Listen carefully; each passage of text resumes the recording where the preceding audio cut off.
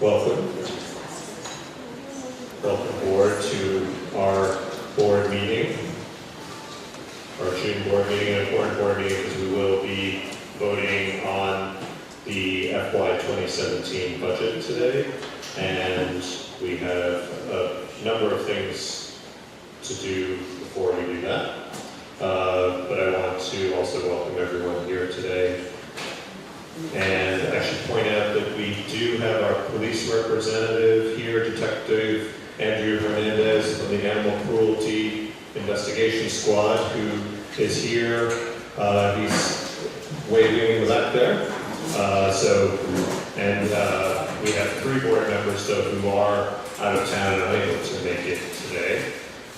But we're happy to have as many people here. It's probably a good time to mention that we've initiated a dialogue with City Hall and amongst ourselves to increase our board further. We're very interested in pursuing the growth of our development and fundraising efforts, and we have full support from City Hall on that. And we have a lot of people who are interested in working with us and helping us, who we hope will bring further reach into our fundraising efforts, which actually are at an all-time high. We'll talk about that today later, but it's just really great that I think today we weren't quite ready to take a vote to amend our bylaws, but I think shortly we will be, and we will be adding membership. And it's our intention as we grow that we want to grow further and to reach further into the community, particularly the community that can support us financially further. So we are aggressively pursuing that, so that's very exciting to report. We also want to take care of some of our bureaucratic necessities, the first being the approval of the January 22nd meeting minutes. May I have a motion to do so in a second? All in favor of approving that motion? The minutes are approved. We now will move to the presentation and voting of our FY 2017 budget. We've just met an executive session and gone through it line by line, item by item. We had a great dialogue. Any further questions as we get the overview, please just feel free to chime in any member of the board. But Joe?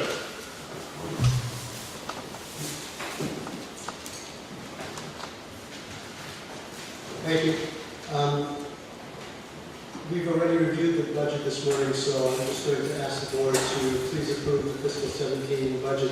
It's a balanced budget with an operating budget of $16.9 million. All in favor? The budget for FY 2017 is approved. Thank you. Okay, now Risa, can we invite you to take the mic and give us your report?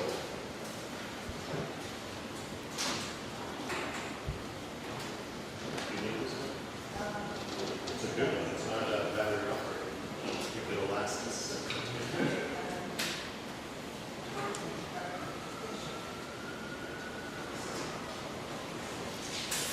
Good morning. Thank you, members of the public, for attending.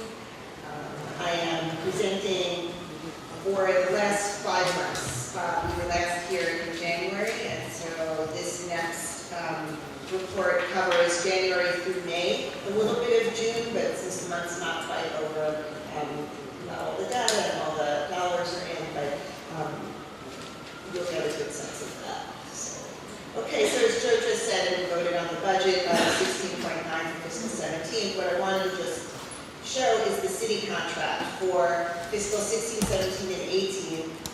As you know, the city amended our contract to continue ACC providing services for the next 3 fiscal years.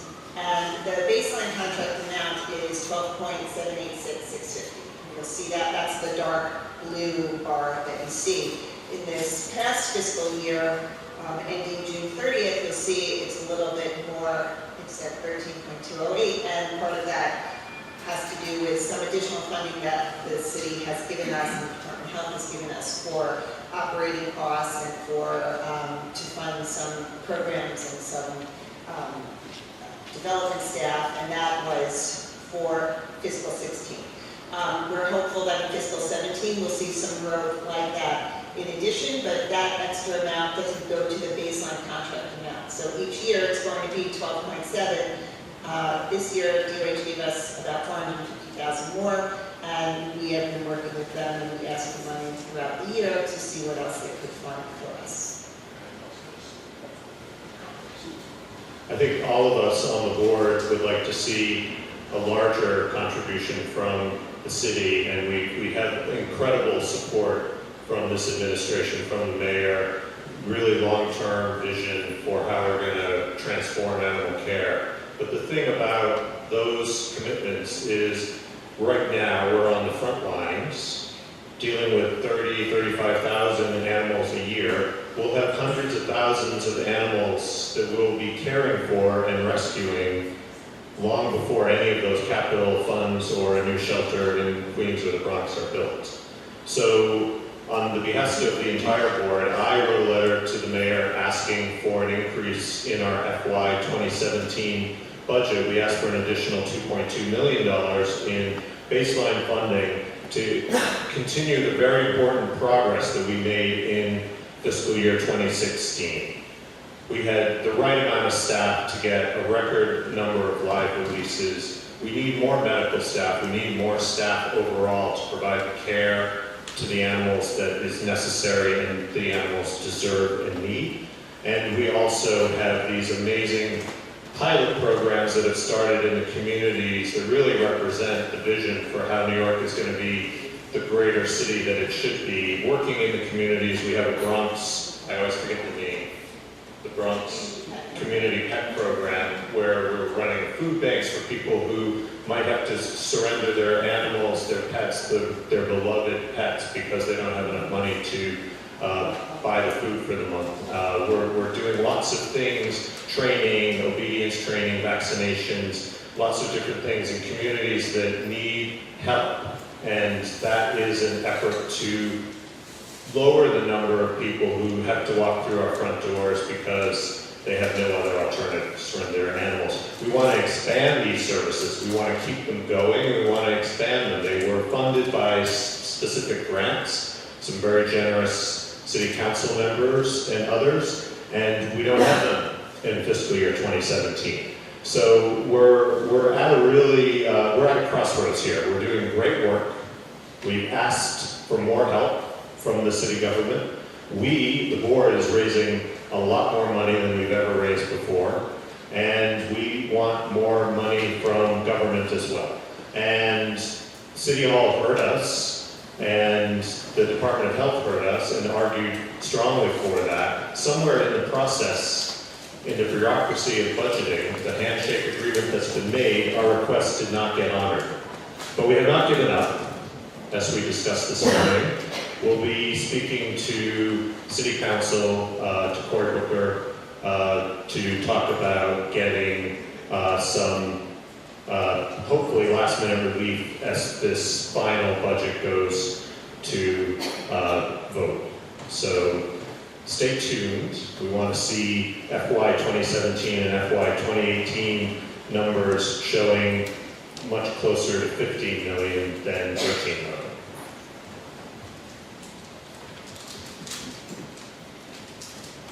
Okay, so as Patrick said, clearly to run all the programs and to succeed, we need more money, which takes me into the next slide about development. But let me just first say that the 13.208 is not how we ended our budget year. You know, there's development involved, there's revenue that's generated from adoption, so there's other things. I just wanted to point out where we are in terms of strictly city funding. And so, sorry, just to interrupt, our revenue for fundraising is 2.2 million. yeah, I'm going to get to that now. We budgeted well, we budgeted the same, but our goal, as we meet together, is 2.5 for 2017. So in development, for the last 5 months, we've had a really strong showing, close to $1 million raised, and you can see that that is just part of the fiscal 16 amount that was raised to date of $2.25 million. We did better than what we expected. We went into fiscal 16 seeking to raise $2 million, and we did 2.25. The month is not over, and we expect that number to grow a little bit. Maybe it'll be close to 2.26, 2.27. But it's a great showing, and really the only way that we can do better, the only way that we can drive up the live release rate, reduce euthanasia, make changes in the organization is by raising money. So this is really important to who we are as an organization. So in the last 5 months, as you see, individual contributions, event revenue, we had some outstanding corporation support and foundational support. On the right-hand side, it's hard to see in the slide, but that's a picture of our staff at the Brooklyn Care Center and the Manhattan Care Center holding up a big check for the Petco Foundation for $500,000. And we had applied to Petco Foundation for grant funding of our behavior enrichment program, and in particular, the Dogs Playing for Life program. That $500,000 is going to be it is given to us in 2 increments. This year is $250,000 and next year is $250,000. So what's reflected in the foundation grants is the $250 from Petco, but we're walking into fiscal 17 with another $250 already raised. So we're really optimistic for the coming years in development. And like Patrick said, our goal for fiscal 17 is to raise $2.5 million. And again, I really want to underscore how excited I am about that, and really to congratulate the whole team at ACC. We raised $1.5 million a year ago, and so we're really showing significant growth. And Linda Chin, who's chairing our fundraising committee on the board, she couldn't be here today, she's out of town, but when I talked to her last week, she told me that for our December gala, she's already raised $150,000 for the event. We've never been that far ahead in our fundraising for this event, to the point we're now moving to even a larger venue that'll, I think, hold 400 people. We hope everyone will attend and support us. And I know a lot of you, I saw it our last one, it was great, so thank you all for your support. And with events, you can see we focus on pit bulls. We had a PBS premiere of Shelter Me, and I'll get to that toward the end of the slides. Art to the Rescue was a community of art collectors and 2 individuals who own galleries who opened up their network of colleagues to ACC and the Tiny Tim Rescue Funds, who partnered with another not-for-profit to raise money, and most recently our Spring Fling, which is an annual cocktail party which every year is a great success and has terrific turnout. So we are very optimistic about raising money in the coming fiscal year.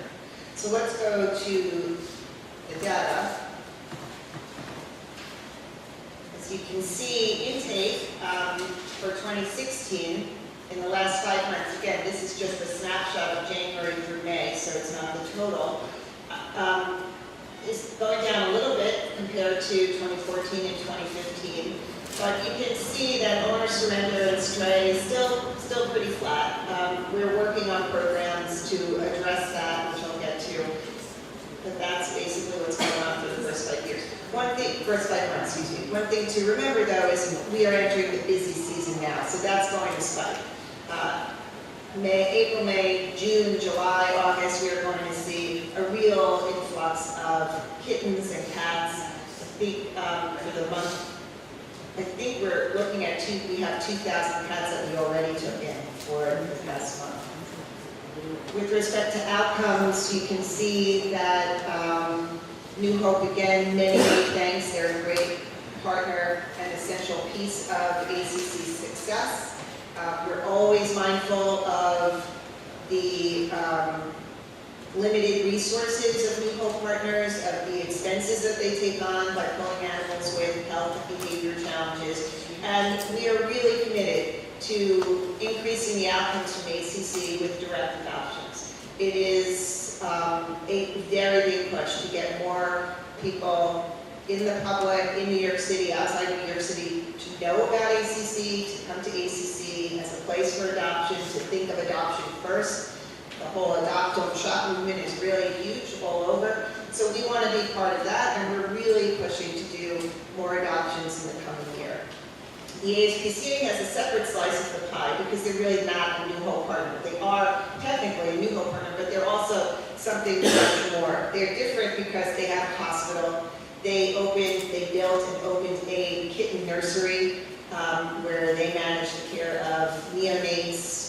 Our program is neonates and kittens come into ACC, and it was right away to the kitten nursery. And they're also doing cruelty, and they're taking dogs and cats that are cases for cruelty to treat and manage in their hospital. So they're a little bit of a different piece of the puzzle when we look at outcomes from ACC.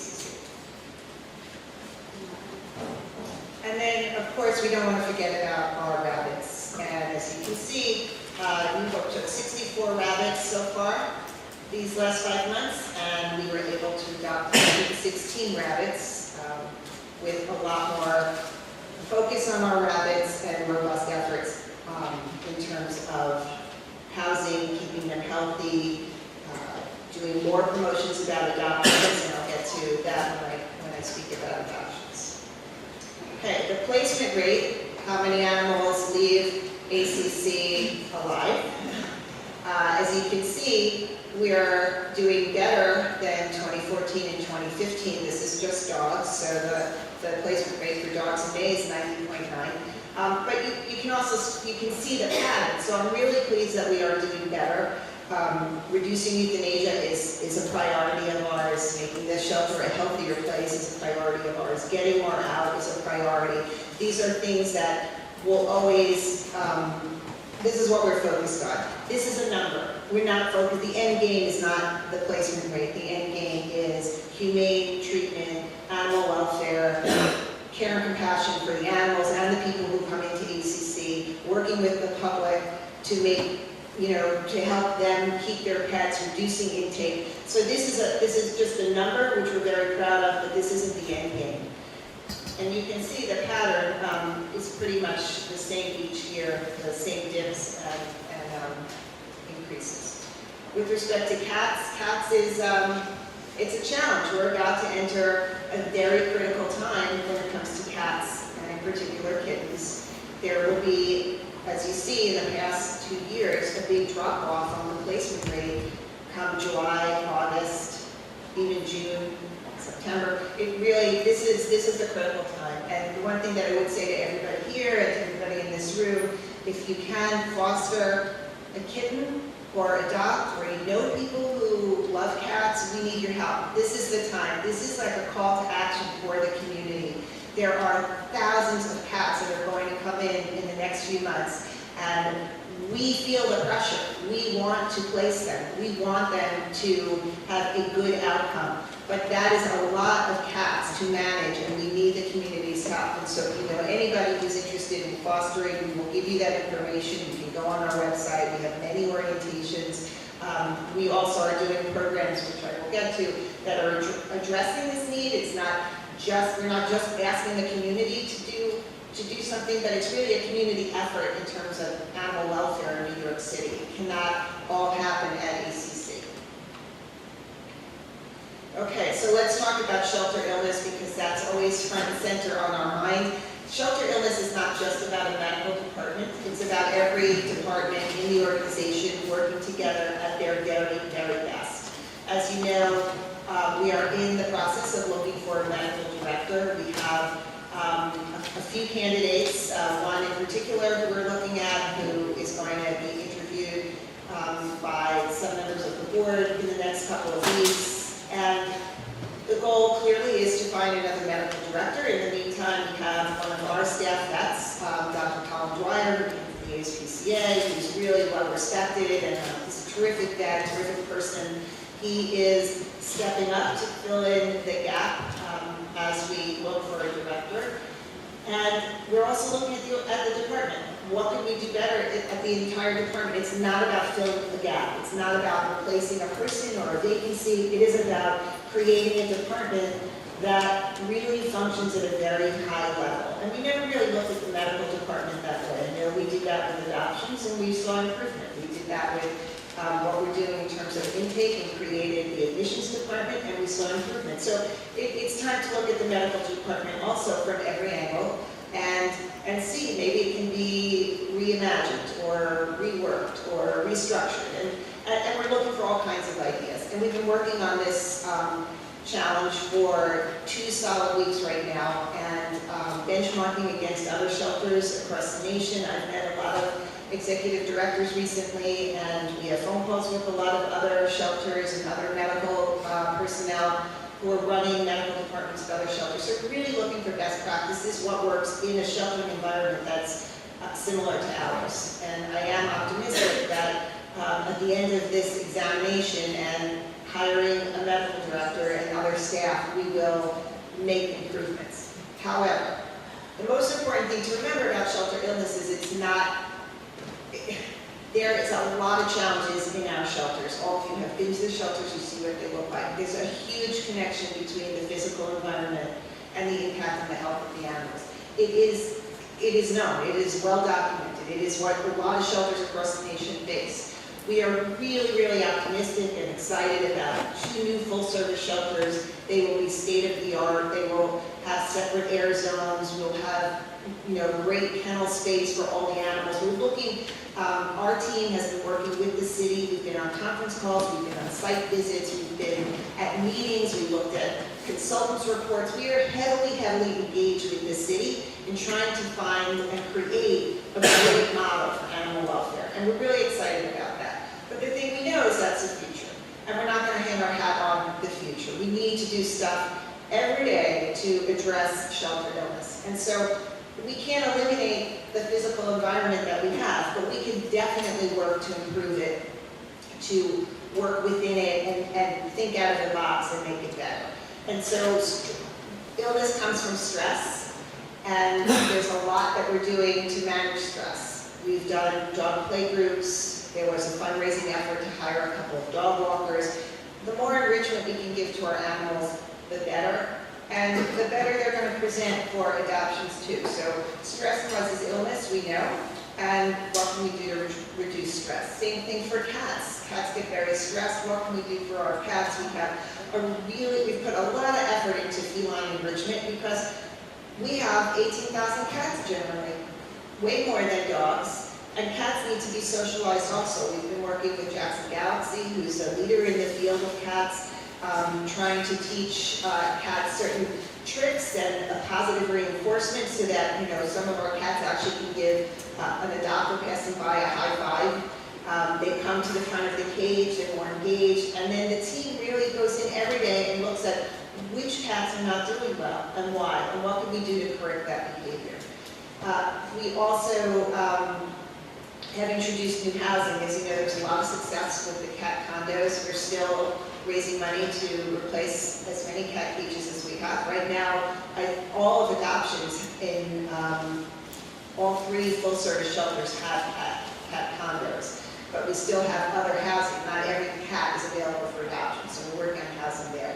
We also we use city council money for new rabbit cages, similar to the cat cages. They have 2 levels. They're much better for stress. The rabbits, and I think our pool of rabbit volunteers and the staff at ACC who manage the rabbits, everybody is really pleased with those habitats. And we also heard from volunteers who said they did not like the cages that we originally bought. And so, we're really interested in what the public has to say, and we're also interested in constructive dialogue.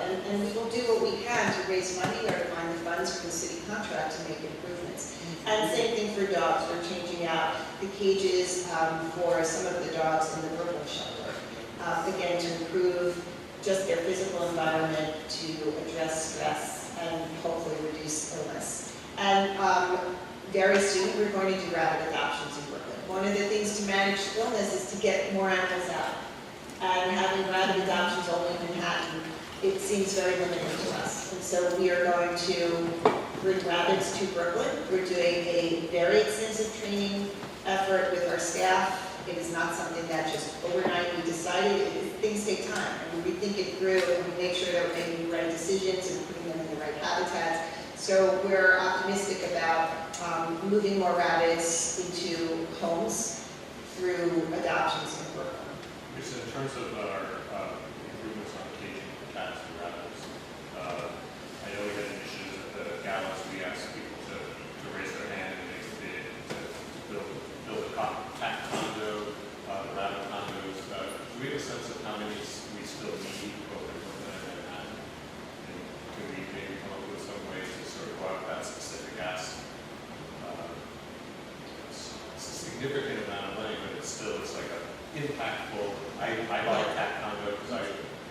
Yeah. We have a few condo owners up here just because I've adopted dogs out of the shelter and or a dog focused in my home life, and I figure I had to do something for the cats. But I think there's a lot of us out there who could really make that meaningful, very personal contribution that we should. We have, I know the last time I walked through, saw a lot of them, but there's still some that aren't there. And I just wonder if we got a count to do some kind of crowdfunding, some kind of fundraiser, we might get all of them that we need. Sure, we can certainly quantify it. I think for cats, that was a very strong fundraiser. That was good. We really got a lot of response to that. And right now, we sort of look where we would replace old, just, it's the space. These take up a lot of room. And in the rooms where we're holding cats, it would reduce the amount of space we have significantly. And so, we need that garage adoption. exactly. No. And yes, in fact, So we can have more space. in fact, this is like, when we talk about the future, so long-term, we're talking about the Bronx and Queens, and a little less long-term, and hopefully, sooner, the Manhattan garage will be transformed into a beautiful adoption center. Certainly, we're going to fundraise for cat condos there, absolutely. And there will be dogs, cats, and rabbits in there, so there'll be a huge opportunity where we're going to seek from the public their support and their help in ensuring that the adoption center has state-of-the-art equipment and is an environment that is going to reduce stress and control illness. On the disease control side, clearly there's a lot of work on the medical side in terms of doing medical procedures such as vaccination on intake and having the right staff to get in there and diagnose early, treat early. We need a stronger capacity for care, more people in medical, especially in the summer when so many cats are coming in, just to take a look on intake at the animals so that we can understand who they are, what they need, and really try and shorten their length of stay. Really, ideally, length of stay is often gets overlooked. A lot of questions that we receive is why can't you just let them stay longer? The longer an animal stays in a shelter, it's not a good environment. There's too many animals in there, and so our goal is to shorten that length of stay. We want to get them out to the public sooner. So if we have the right capacity to care for them and to treat them as soon as we see something or diagnose them sooner, that's going to help. We want to get to the place where we can treat any animal that needs treatment so that we can place all healthy and treatable animals. Holding on to animals that need treatment is still a great challenge for us. We can't treat everybody in the shelter and still have room for everybody else who's coming in. And that is a focus and what we're committed to. Same thing about reducing intake. The fewer animals that come in, the more we can use our staff and our resources on the ones who are there, and that's a much better use of resources, so we're committed to reducing the intake we have. That I talked about, I don't want to repeat myself, in past board meetings, and in our literature, we're trying very hard to work with owners and owner surrender. We have a conditions program, we're counseling people about resources they may need, or if, perhaps they could keep their pet for a week while we look to seek placement through a new home partner without the pet even coming into the shelter. So that's another way that we can control disease, because we don't know what's coming in. Animals come in healthy, animals come in sick, sometimes they come in carrying something, and Dr. Coleman and Dr. Hollander could say, they may have something, they look fine for 3 days, and then they shed the virus. So that's something that, that's another reason why we want to have fewer animals coming in. Again, we can't emphasize enough to our entire staff that effective protocols, and we are always looking at improving the process, more training, holding people accountable. Kitten foster, and I have mentioned just before how important it is right now for us to engage the community to help us with all these kittens. We have, year to date, 1,829 kittens that came in. We are so grateful to the new home partners who have the resources and the available fosters to take care of kittens and those that are neonates that need bottle feeding. The ACC Nursery has been a big help, but 1,829 kittens. It's a huge number to manage, and the more that we can grow awareness about our foster program and get the community engaged to help us with the kittens, the better disease control will be, there'll be less stress, shelter illness will go down, and more animals will get placed. We also are very interested and aware of disease in the shelter, and we do look at upper respiratory cases. More cases become upper respiratory and break into pneumonia. The way we track it is just based on the knowledge that we have. So of the almost 4,000 dogs that we received in the past 5 months, we know there were 26 cases of pneumonia. I'm not saying that there aren't more out there. There could be. But if there's a doctor who's having an issue, they have called us. We encourage them to call us. We have tried to help them with finances to get through the cost of caring for an animal with pneumonia. We have legal partners, some of whom will tell us that this is what it was. We want that information. We want to gather that information. This is what has been reported to us or what we have seen inside our shelters. There were 7 cases of canine parvovirus. We think that those dogs came in it. We don't usually have parvo in the shelter. And about 7,000 cats have come in already, and there have been 4 cases of feline hand, which is a very, very contagious. You do not want hand in your shelter, and so you have to act very quickly. And there are some new partners that do take cases of hand, and so we're actively working with them as well. So in order to be a better organization and to reduce intake, to get more animals out, people have to know about us. There has to be a greater awareness. And so part of building awareness of ACC with always the priority to reduce illness, reduce euthanasia, reduce intake, get more animals out, one component is adoptions. This is the getting more animals out part. We're really excited that one of the big developments in the last couple of months is that there is now video that is embedded into both Pet Harbor and our app. That seems to be it's an excellent way for someone sitting on the outside who hasn't come to the shelter to engage and see what an animal's personality really is like. And so these 2 features we hope will drive more adoptions and at least get more shares. People can say, oh, did you see this video? So I think that that's going to help.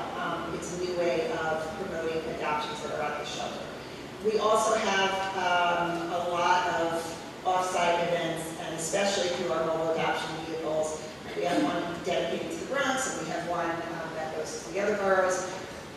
Those are great. They're great for awareness. It's really exciting when you go to repeat locations and people are waiting for you. And we've done a lot of mobile adoption events. The month of June is capped. If you go on our website, you can get the calendar of events and see where we're going to be for the entire month. And we post the monthly schedule about a week or 2 before the following month. And we still, during the month, we still have companies, organizations that's asking us if the vehicle's available, if we could do an event with them. We also are doing a real push for bunnies. As you saw before, we have a lot of rabbits that have come into the shelter. And we want to promote bunnies the way we're promoting dogs and cats. They're a very important part of the shelter population, and we really want to get them as many homes as possible as well. And then, yeah, and so that's also part of the push about what about adoption, what's going on in New York City. So having our name or a feature about ACC in the New York Times, a mention in the Daily News, an article in Animal Shelter Magazine, these are great. They have a lot of reach, and even if it's just the way people think about ACC, they may not be interested in adopting, but they would think about us in a better way. That's how we can build more positive awareness about who we are and help us place more animals.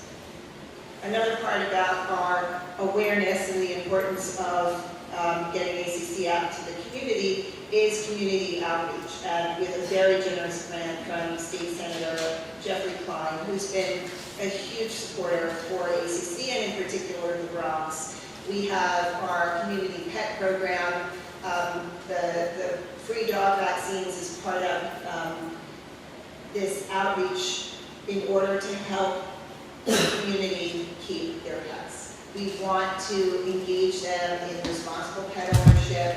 What resources can we provide to help them manage their pets? So vaccines clearly for the health. We actually have a clinic this Saturday in the Bronx. And on the right-hand side, you'll see a lot of community outreach. A couple of the slides are the free basic obedience training that we're doing in the Bronx as part of this grant from Senator Klein. And we've gotten great turnout. And so we see this as a need, and part of our development push this year is going to be for more community outreach and more programs like this that help sustain the human-animal bond in the home and reducing surrender to the shelter. I know it always seems like it's all dogs here, but there is an element of cats as well. Shout out to my cat friends here. In the Bronx, there's a lot of issues with cats, feral cats. We're working with the city. We are really trying to encourage TNR and seeing how we can do better with the city. We also want people to understand what a community cat is and how you manage feral cats. So there's part of the community outreach program has to do with cats. So Lisa, I spoke to our urgent need for more funding because of what we're doing now, and this is one of those things. This is funded for 2017. Senator Klein's grant goes into part of 2017, and we've started the dialogue with his office to see if he would continue the funding through New York State for this program and also for the mobile adoption program, because he funded that the year before. This is working. We want to bring it to other neighborhoods. Correct, and that's part of our strategy for foundational support and grant writing this year. Correct, right, that was part of the request to the city as well. Money to sustain and grow these programs, because they work. I mean, it's heartwarming to see someone leave one of these basic obedience training. You've given them the skill sets to keep their pet, where previously it might have been a reason for them to surrender. And then there's a national awareness also, just, the adopt, don't shop, but also like for our name to be in there in the national conversation about animal welfare and animal shelters. So we were very, very fortunate to have the opportunity to work with Patrick McDonald, who's the creator of the Months comic strip. And we were chosen there was a competition to be part of this. I mean, it's a program on PBS. It's part of a series called Shelter Me, where they feature across the nation different animal shelters, but there's a competition to be selected. And Patrick came and visited us, and I think his mindset was really turned around. I don't think he knew enough about us when we were first up in the running, and his quote up there is also what he said in the program, that he saw very dedicated, driven staff and volunteers, rescue groups, a supportive community, and adoptable, loving animals. And he really has been a huge champion for ACC. The program it's beautiful. It's just beautiful. He has such a huge heart. He told the story of ACC in 5 comic strips. He syndicated nationally. This was in over 700 papers across the country. He picked New York City. Every year he does 1 or 2 weeks where it's just about shelter. It's just shelter stories. NYC ACC was his focus for a full week in this national syndication. And the stories are all about particular animals that he met.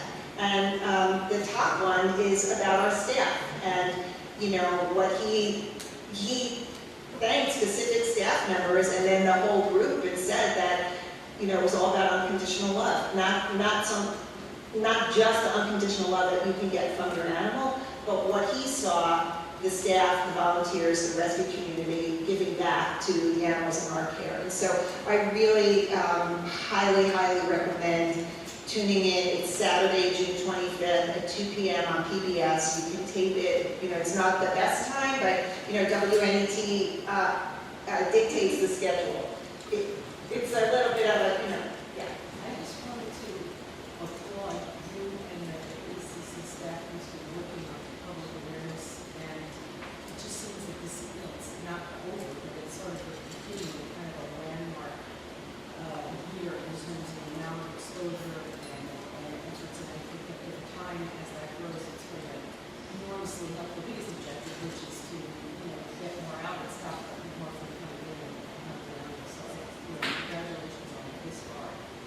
you. I appreciate that because, you know, building a reputation is not something that's immediate. And it's a long, long road. And the one thing I would say about ACC is if you have patience with us and know that we're committed and, you know, you see when we get money from certain funders or the development money that we get, we spend it in a way that's going to make a difference and that's going to make an impact. And so every dollar raised, every nickel we get from the city is being used in a way to have an impact.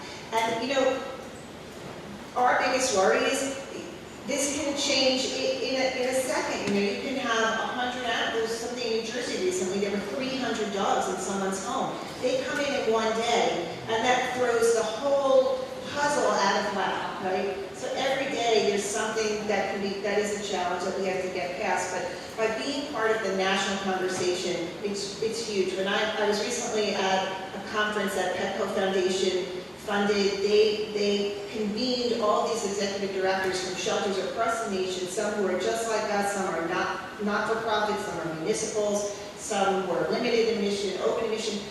There were so many individuals who came up to me and said, New York City is doing great work. And we started to network, and that's part of like the medical conversations that we're having. Like we're all engaging with each other, and what's thrilling is that ACC is now part of that conversation. And what's great about this is it brings national awareness of us. Can I just provide testimony to the show? I was in the audience, I think about 400 people, right? We sold out a theater for a premiere here in New York. I was sitting next to fellow board member Elaine Keene. We both were in tears. This segment is so moving. It's an amazing accomplishment, the way Patrick, with his humanity, captured the really hard work, but the really important work that everyone who works at ACC takes on every day. And I think it's a beautiful tribute to everyone who's working on this rescue effort. And I should add that I had friends out in Los Angeles and San Francisco who were at premieres who wrote to me. There were stars in these audiences. This has been a really great opportunity for us to get out the word on all the great new things that we're doing. And you really have to watch. You have to see it. It's a really fantastic segment. And I think it's going to help us a lot in our efforts to get the word out and to get more people to support us financially and to volunteer and to adopt.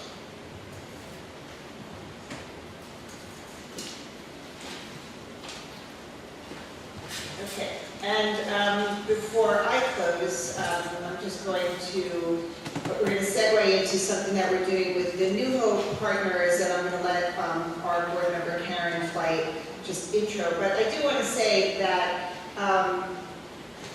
I never want to get up in front of the board or the public and say, oh, everything's perfect, it's so rosy, success. It's hard work. We have a lot of work to do, and we can do it. But we need the community's help. We need support. We want to hear constructive, we want to have constructive conversations. And so I think that part of the purpose of the board meetings is to highlight what we've been working on in order to address the problems, because we all know that the problems exist. And these are the things that we are trying to do to reduce euthanasia, to increase outcomes, to have more live releases, to keep pets in their home. There's a lot of work to be done. I think we're really on a good path, but I really ask the board and the community to just stay engaged with us. And again, I cannot say this enough times. Please, if you know anybody who can foster cats or kittens this summer, we want to hear from you. It would be an enormous help, not just to ACC, but to the thousands of cats that are coming in at this very moment. So with that, I'm going to hand the mic over to Karen to speak a little bit about what we're trying to do with engaging the New Hope community.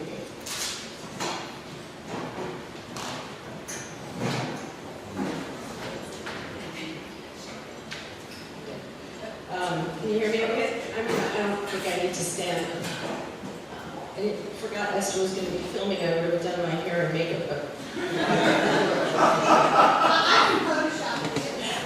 please, take 10 years off. We're doing 5 pounds. Anyway, I wanted to just say that this is an initiative we're all really excited about. The executive committee of the board pulled together a task force comprised of New Hope partners, members of the board of directors, and senior staff at the ACC. And it's really designed to address the challenges that we all face in the rescue community here. And the mission established for the task force is to create the best outcomes for the most animals. And, you know, as we are all, ACC and the New Hope partners, part of the same rescue ecosystem, in New York City and in the area, we felt that it was critical that there be a forum for ongoing, productive dialogue, and a place where we actually work together to create solutions that would have some impact, short-term and ultimately long-term. So just to update you a little bit, we can't update you on everything because we've spent 6 hours together so far and there's still a lot to be done, but we came together twice for roughly 3-hour meetings, and there's been a lot of dialogue and a lot of engagement and a lot of open communication between all of us and a lot of really good ideas. So we've identified a few key projects that are now in the process of moving forward in terms of how to solve them. And I think more importantly, when they need talking any further, and timing's perfect because our colleague from Looking Glass Rescue took 3 hours to get here, just got here, and we were afraid that she wasn't going to make it. But really appreciate her taking all that time. I wanted to introduce Jody Harris-Stern, who is the co-founder of Looking Glass Rescue and a key member of the task force, to provide some additional perspective from the New Hope partner community in terms of what we are doing. So thank you so much for coming all this way and schlepping through New York City traffic.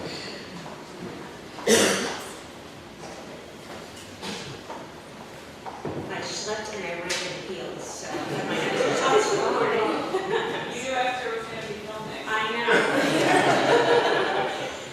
Anyway, and clearly I need more exercise because I'm a little out of breath. So, anyway, all kidding aside, so yeah, I am really excited about this task force. I mean, I'm a relative newcomer to the New Hope program as a rescue. I've been involved in rescue for a while. But as a partner to New Hope, it's really only been about 6 months that this particular rescue has been a part of the program. I've been with others previously. And I think that from my perspective, one of the things that has really stood out to me as a newcomer to the community is that there's a lot of misinformation and there's a lot of disconcertion between what you might call the rescue community and the cross-posting community and the quote-unquote ACC, which we seem to forget is actually made up of people. So this task force, I think, is designed to really cross the bridge between those different constituencies and create a dialogue that, frankly, I think has been missing. I understand that a variation of this may have been tried in the past, but I really feel like in just these last 6 hours that we've had together over the last few months, that this is a group that's really energized to tackle the big issues, do so honestly, do so without fear of any kind of retribution on either side, and frankly do it in a way where there's a true partnership, not just one that's put on paper. And I think that from the perspective of the public community, our ask of you is to just give us a chance. Nothing is going to happen overnight. We know that we're going to make mistakes. We know that we're going to be frustrating to some people. We know we're not going to get all the answers, but we also know we can't do it without you. And so the task force, while made up of these individual rescues, is just a very small component of what really makes up this larger, potentially successful group. And that is, the feedback that we might be able to garner from you. That's realistic. It's not emotional, but really factual, and that provides solutions as opposed to just complaints. My real job, if you will, my paying job, not the one I like, but the one that I'm paid for, is one where I always have to focus on the things that we can execute upon, where maybe we don't get everything the way we want, but we get mostly there, and then we continue to learn as we go. And that's kind of what I think this task force is about. So I'm thrilled about being a part of it, and I really do want to ask for your feedback, your suggestions, to reach out to any of us that are on the task force and provide us with your thoughts, frustrations by way of raising concerns and providing potential solutions as opposed to complaining and not really doing anything productive. And then what you can expect from us is a feedback loop, honest feedback loop, where we tell you, you know, we're really struggling with this issue, we don't know what to do about it, so we could use some help. Or this is what we come up with as a solution, and here's going to be the first step that we try. We are looking to meet on a quarterly basis, although we'll meet intermittently in between as we identify larger issues that need to be resolved. We haven't quite figured out all the logistics yet, but we do know that we'll have a continuous dialogue via social media, via email, via phone calls, and via on-site meetings. And so the expectation you should have for us is that we will come back to you from a public perspective and tell you what we're doing. We're going to ask you for your insight, and we will make sure that we come back and answer your questions to the best that we can, but recognize that we're doing the best we can, and that this is going to be a collaboration and something that's going to iterative along the way. So, reach out to you. Well, the rescue community has got a number of mechanisms to connect with us, right? Whether it's Facebook, Instagram, email. I mean, my email is out all over the place, my phone number is out all over the place. So those are ways to communicate with us. We're talking about other ways, and we'll get there, but we're trying to figure out a more formalized way of allowing for comments, basically. Yeah, exactly. So, I mean, we wanted to get out today to tell you more about it, even though we don't have everything figured out yet, because we here, and personally as a rescue organization, feel the issues, but so does the good people at the shelter and on the board. And I think that if we can kind of demystify some of the issues that maybe are out there that aren't quite accurate, we could probably work towards solutions that can be implemented and make things better. So that's the goal. So that's it. Happy to answer questions at the end of the meeting. Again, deepest apologies for being late, and look forward to talking with you guys again. Jody, thanks so much for representing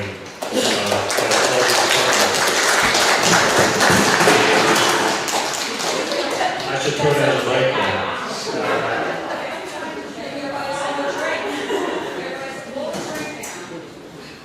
Can you capture that, Esther?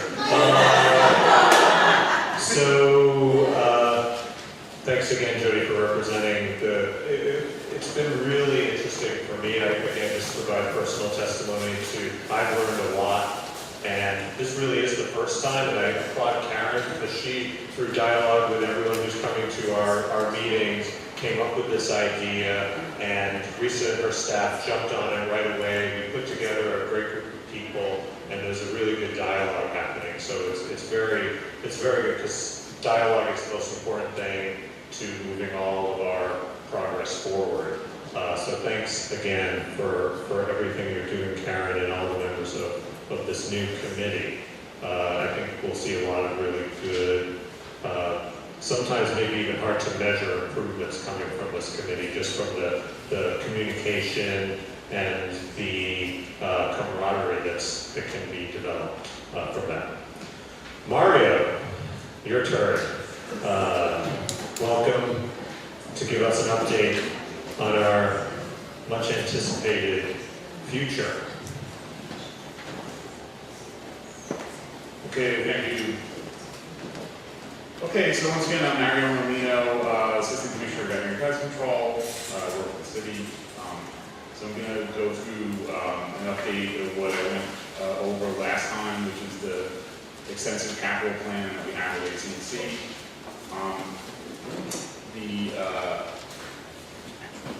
I'll go through each project. There is a substantial renovation that's planned in Brooklyn, including redoing the whole HVAC system, redoing the roof, and several other improvements. Fully renovate that shelter. That is in the design phase. The contract the architects put together, put in place in April. So that's now, the design phase is now started. And again, that's somewhere between a 3 and 5 year project.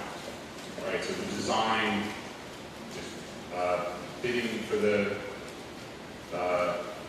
construction contractor, and then there's construction. There's a building of a adoption center in Manhattan where the garage is in Manhattan Shelter, which is unused space right now. That's a very large project. That is also now officially in the design phase. The architect was hired in, I think, late April for that. That's somewhere around between a 4 and 6 year project. The Staten Island shelter, which we broke ground in the fall of, I think, 2014, something like that. And that's been under construction since then. The steel will start to go up. The steel for the actual building will start to go up, I'm told, this month. So that's exciting. And that's I'm excited. Thank you. The projected opening date for that is in 2017. Yeah, 2017. Then there were the 2 new shelters that were going to build in Bronx and Queens. There was a historic commitment made by this administration to build those shelters,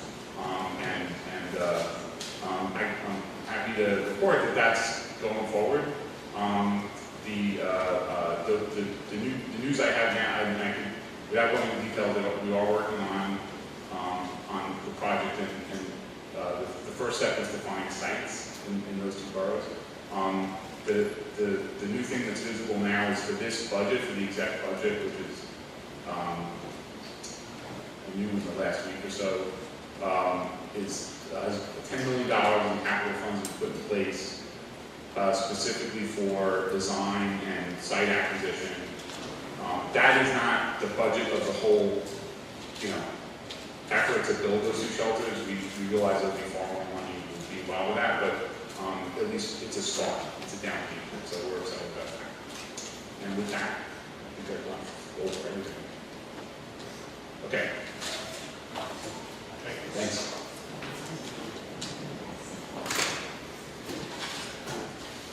I should just mention thank you, and I know that the last meeting, a lot of us on the board were sort of, this is going to take longer than we thought or want. And I really appreciate the work that all the agencies, it's really complicated, but all the agencies are making efforts to make this happen as fast as possible. And we also know that the future looks really bright, but I think today we also saw how important the work that we're doing right now is and how much more support we need on all fronts. So, and I had an opportunity to meet with Deputy Mayor Palacio a few weeks ago, and one of the things I asked her and her chief of staff to do was to help all these great capital projects to move forward in a more streamlined way, and she was very supportive, and she said, hey, give me a break, I'm only a few months on the job, but I will be on it. We understand that this process can be better and will move faster. So I'm hoping that these are things that will happen much sooner than even what we're hearing, because we need them, as we've heard. I mean, kind of everything comes back to what we need in terms of facilities, what we need in terms of funding, what we need in terms of community building. It's all, and all the work that so many people do to help us, as we all are part of this rescue process. So a lot of work to be done, but we're in a really good spot to achieve. So now we're going to move to our public comment section, and I had some really great advice from one of my fellow board members that we really should remind everyone that this is a public comments section. It's something that the board does because we want to, and as I've been sharing, we've worked very hard to try to turn it into a real meaningful dialogue where we're able to hear from people about their concerns, to hear what's working, to hear what's not working, to hear about things that all of us on the board need to know and the staff at ACC does. But it's not a public comment session to do vicious personal attacks, to yell, and I promise I won't interrupt anyone either, so that's my pledge. But we are not here to be attacked and vilified, because actually all of us are here for the same reason. We're trying to create the most positive outcomes for the most animals that we can. As Karen mentioned, I'm paraphrasing her better, more lucid statement earlier. So with that, I should also say that if we do come under sort of that horrible attack that we experienced at the last meeting, we aren't going to stay here. We're going to shut the meeting down, and whoever doesn't get to speak, you know why, and the meeting will end. But I'm hoping that won't happen, but it's up to you. And I think last time there were a lot of people in the audience who came to our defense when that happened. So I think all of you know how to be civilized. We're all civilized. We all care. So with that, let me call on Joan Salaka. I need to be first. What? Hey, how are you? Okay, Do you need a my mic? name, no, I got it. My name is Joan Salaka. I used to work at ACC in the 90s. I want to talk about dog licenses, but I want to talk about the illness. You need a good ventilation system. All that stuff is a Band-Aid. I guarantee you, if you invest the money in a good ventilation system, all that stuff will go away. That's what we discovered in the 90s. Of course, George Watford, when he was there, he never designed it. It wasn't meant to be a place where the animals were going to stay. It was like zip them in, zip them out. Now, on dog licensing, when I started in this business back in the 70s and 80s, when the HBCA was under animal control, we used to have, in the old shelter on 92nd Street, we used to have a floor of all dog licensed people, and their job was to do dog license. They found it's better to go door to door to find out really how many animals are out there. Also, you may come across animal abuse. I'm still waiting every year. You guys don't send me a renewal. My dog is still alive. And I really feel that's something good, and you guys are not doing anything about it. I just really feel there's kind of like, oh, I say, it's not a big deal. My dog has everything. Got the chip, got the home again. People want to say home alone. Home again. What's good about home again for $umpteen, if your dog is found by somebody, which happened one time when I found somebody's dog, if you bring it to the vet, they will cover the bill, or they'll help you a little bit. They'll do something to the animal to treat you. And I really feel in New York City, if you guys would take a chance to promote the dog licensing fee, let some, $8.50 is still a good deal. Push good rates, but people want to cry about 5 cents for a plastic bag, so you know how that goes. You see. But I really feel that's something that's very important. They always said a dog tag, that's a ticket home. And it's something that the people have, And it's just such a good thing, the dog license, and nobody's like that, they just kind of like forgot about it. And I really wish you guys would think about that in the future. Promote it, promote it on TV.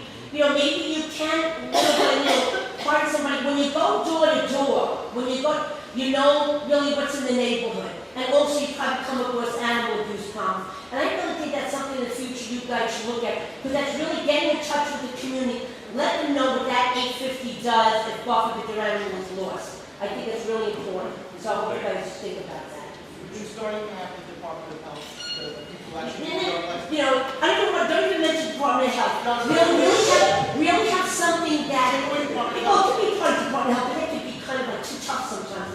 But take it seriously where, I don't expect you guys to go out, but maybe little by little you can hire a force that can actually go out there and have a uniform and promote you guys. I totally agree with you. As a citizen of New York, I license my dogs and I get my renewals, both email You and haven't been sending me my renewals and That's not me. I'm not the person who's licensing. We don't license. But you see, that's what Just so you understand. But see, that's what I'm saying, there's a lack somewhere, Right, because but we don't I'm not getting license, it. just so everyone else is clear that the animal care centers of New York is Oh, not yeah, I know, involved. it's The great thing though, when you do renew on your license, which is what I do, and I always do this, when you pay your $8.50, which is way too cheap, I think, you're able to make a contribution to help ACC, and we've raised, I think, close to $60,000 this year. We're hoping to raise more next year through that process. But more people licensing their animals is something that we all support. I think any of us who have animals and know we're trying to care for animals and rescue animals know how important it is. If the public see that you guys are changing, you'll get a donation, but plus the $8.50 will do something for their animals. Absolutely. They'll round it up to $10, But I just wanted to know if the dog license has been coming to our vaccination events and our have actually been getting people to do the licensing right on the site, which is getting a lot of. So I don't know what happened. That's great to hear, so My daughter's still we'll like it. get your That's name, not saying Joe. nothing. We're gonna get that renewal to Okay. you. All right. Okay, thank you. Thank you very much. I'll use my contact there about. I'll give you my name and number. Neil Shire? Yes. You need a mic?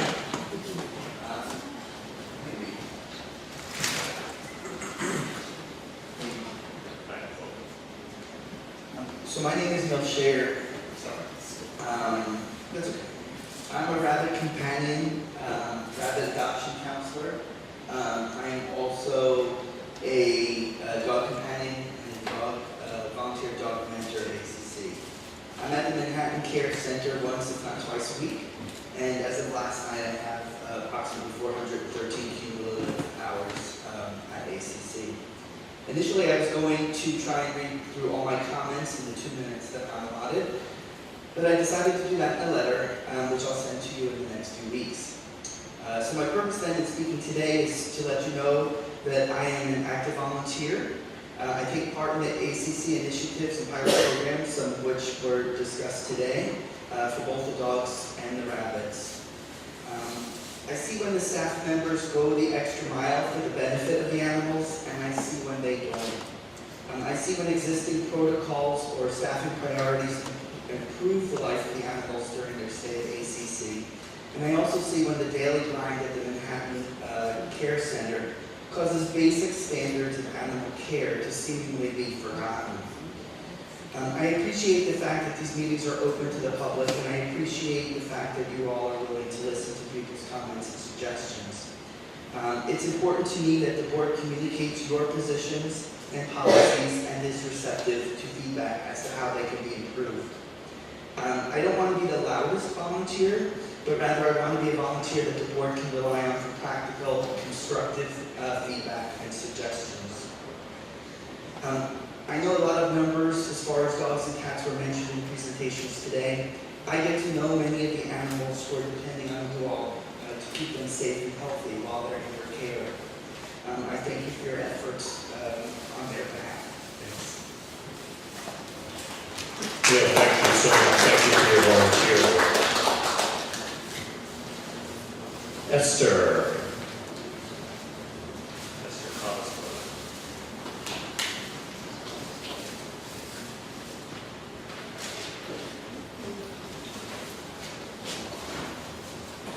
Hello, I'm Mr. Cosgrove with the Shelter Reform Action Committee. Karen, I want to congratulate you for creating this ACC Rescue Task Force. I know it's not the first time the ACC has tried, but if it takes this time, it's going to be big because it's going to allow meaningful and unfiltered communications between the ACC management and rescue groups. And on that same note, I'd like to follow up on 2 suggestions offered in an open letter sent a few weeks ago from Uncaged New York to the ACC. And I wanted to know if the task force could follow up on this. First, will the ACC create a formal system so that rescuers can report all unexpected or unusual medical conditions in all ACC animals they handle? And if not, why not? Lisa, earlier you said, well, we know of 26 pneumonia cases. Well, there are a lot more.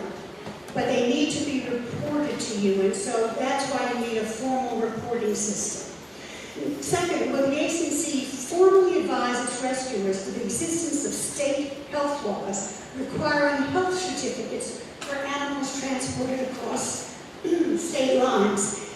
And if not, why not? And on that same note, does the ACC believe it is appropriate that it continue arranging for its rescuers the transport of animals across state lines without health certificates? Those health certificates are in place to prevent disease from crossing state lines. Of course, we don't have walls, as some people would like to build, but still, we are the largest shelter in the Northeast, and we should not be willingly and knowingly and in violation of state laws spreading disease.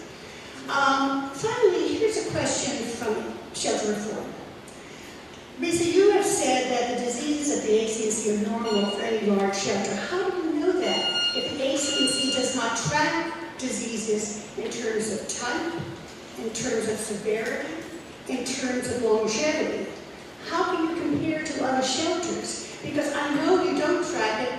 I've served Freedom of Information Act requests on the ACC, and the response is, we don't keep this kind of information, we don't track it. We would have to go through every animal file, and look at each one to get you this information. Disease, as you said, is the major issue within the ACC shelters. You need to track it, and I can offer suggestions, and I can work with Philip, because I used to work with community, about how to track diseases. A field can be put in place. The rescuers can report to the task force into the ACC diseases and try to get adopters to report to. So that's it. Thanks.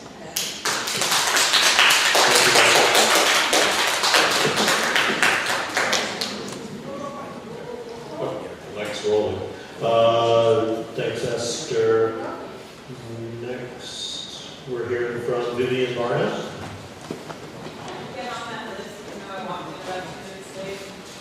We're right at time, so just so everyone knows, I absolutely have to leave at 12:30. But we're good. We're going good.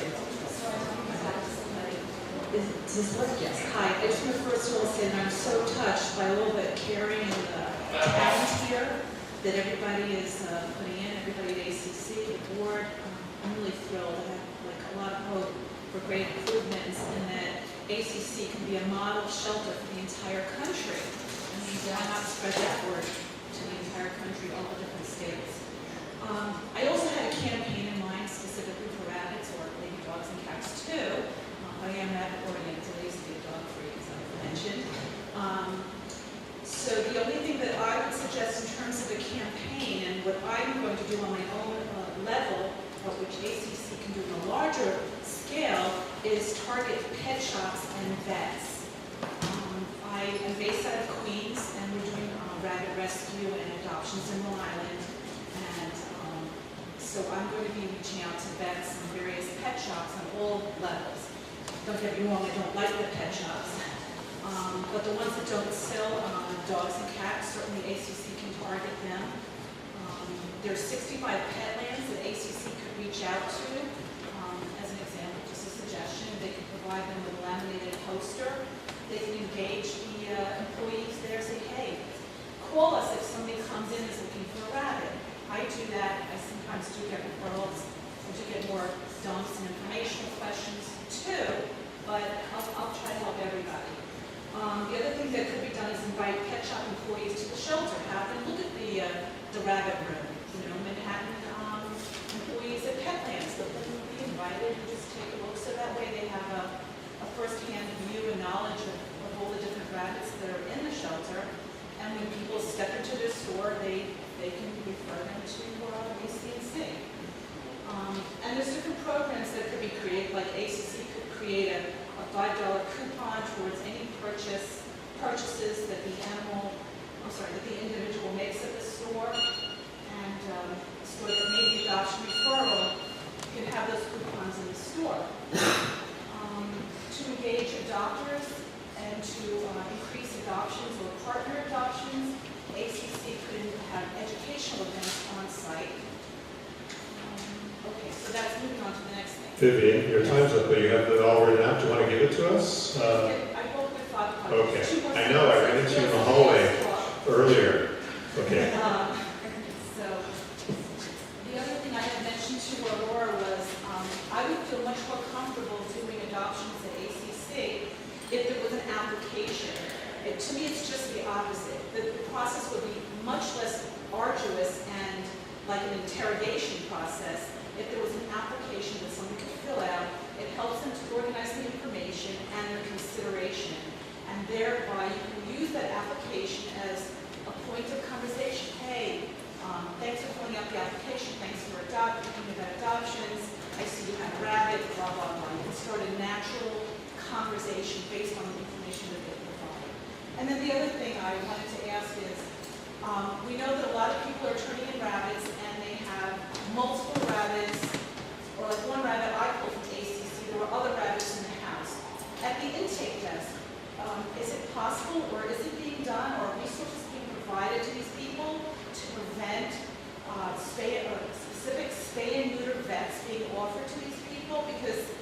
you know, this is going to be the problem tomorrow if we don't offer these kind of services. So I'd like to know what's being offered to people that have multiple rabbits in their homes.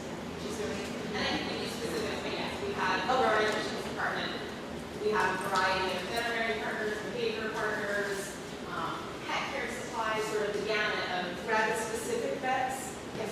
Okay. Can I get a hold of that information? I can. Okay, good, thank you. Vivian, thank you for the work you're doing on behalf of all the rabbits, and thank you for a lot of really good ideas. And thanks for waking up at 5 a.m. Amy Marino?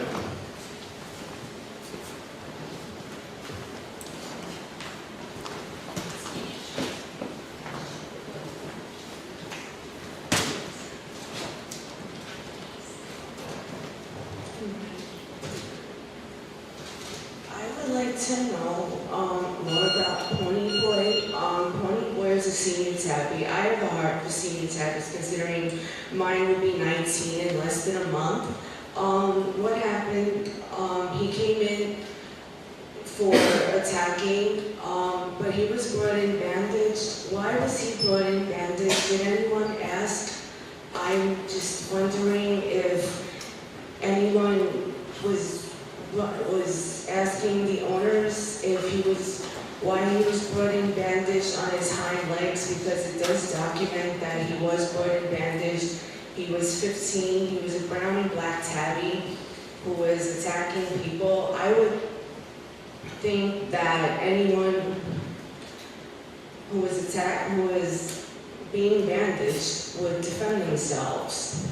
And no, did anyone really ask the owners or whoever brought him in why? And most recently, as of last week, we have 3-year-old Quinn, who was brought in actually by the police for actually the same reason. He was biting people. He had blood on his paws. Did anyone ask, because it does say in his notes, the police received a call from the owner to bring a cat to them to ACC after biting and scratching for the past week. And the police also stated Quinn never received any shots. The cat's paws were bleeding, but did not know where and when it started. But why was no information provided, or why did no one ask for any info? That's breaking my heart. Shouldn't anyone provide any info or ask for any info? That should be the number one thing that an animal care center should be asking for in this nature. If you're dumping an animal for attacking and they're coming in with visual signs of some kind of abuse or... Amy, sorry to put your time's up, but we have a response for you. Thank you, and thank you for your concern. So off the top of my head, I don't know the specifics of those two cases. I can certainly look at them and we can get back to you. But generally what happens when an animal comes into the shelter, whether it's brought in by the owner, a concerned citizen, police, whomever, there is a whole dialogue between our admissions counselors and the person bringing that animal in, and certainly questions like that would be asked. We ask for as much background as we can get, health, behavior, what the previous living situation was like. So like I said, I can get back to the specifics for those guys, but certainly we would have asked those questions. Diane, you're up. First, I'd like to shake your hand while you're on stand. I'm Diane Cicarelli. Thank you, sir. Hi.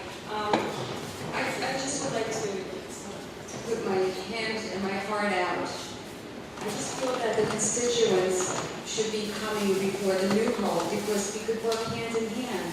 If I want an animal and I am totally qualified to adopt that animal with funding, and I am completely knowing how to, say, a German Shepherd dog or a certain breed, I should be before a new home, because what I'm doing is I'm rescuing an animal from Animal Care Control, taking it out of your shelter, and giving a door open to another new home animal to be rescued.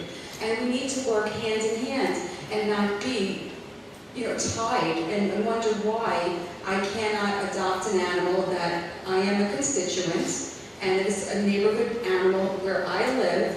I should be number one. I shouldn't have to be behind any New Hope, and we need to work together.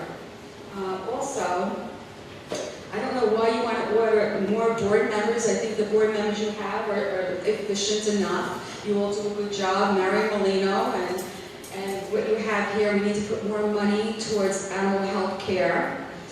I am also advocating for a national abuse, to classify our animals to make them protected as a domestic class. So this way, if people are abusing their animals, we all know they're abusing women and children. We need to keep this registry and make sure they never have another animal.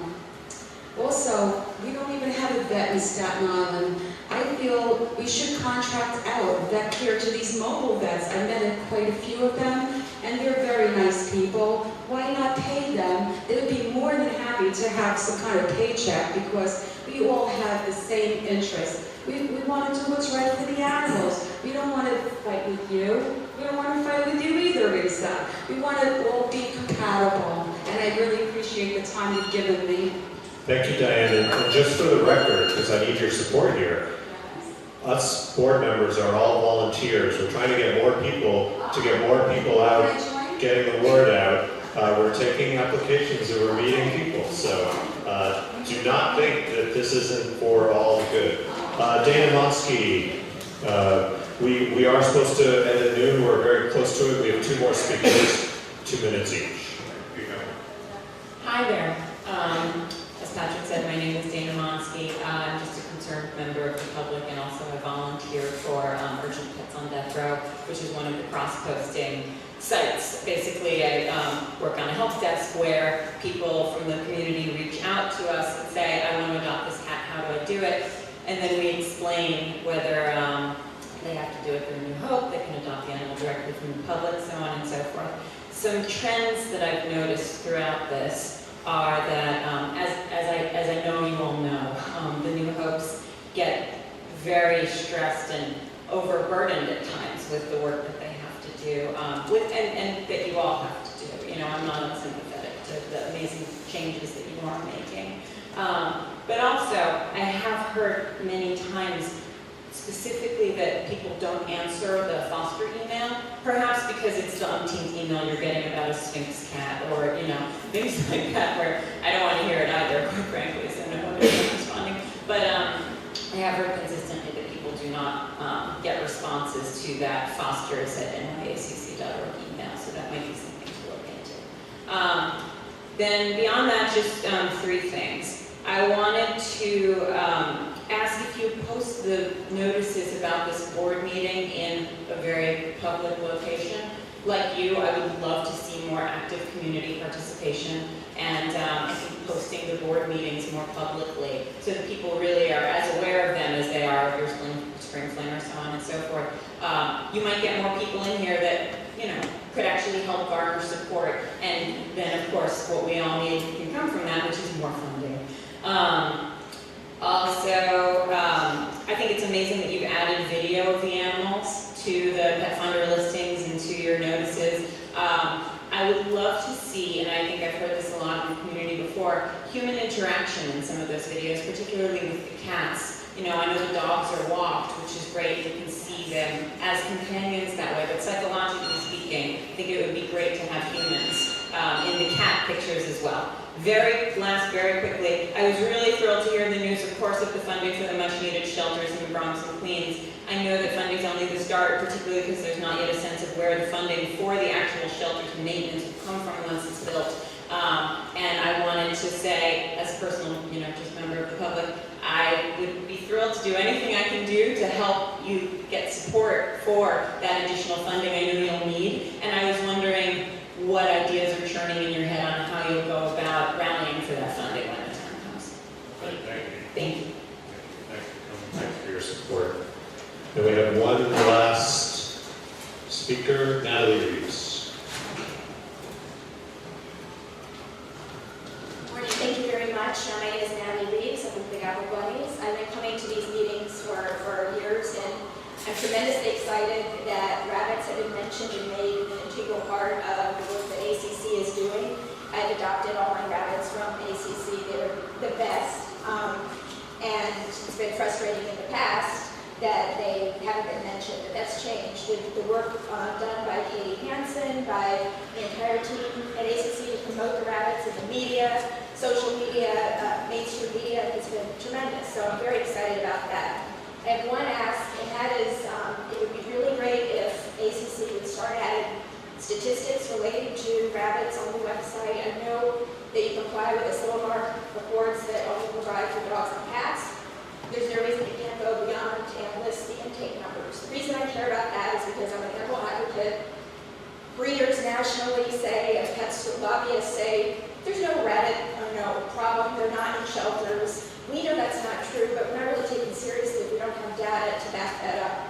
And it would be great to say, for the ACC to be a national leader in adding these statistics so that other shelters perhaps will do it. Eventually, maybe it'll be a norm, and we can find, we can say when breeder groups say there are rabbits in the shelters, we can say, well, actually, New York City has 80 right now, and Los Angeles, and it would be great for advocacy work. So that's all I have to say. Thanks so much for all your hard work. That's great. Thank you, Nat. Thanks, everyone. That concludes our meeting. Thank you, board. Thank you, everyone, for coming. Good afternoon.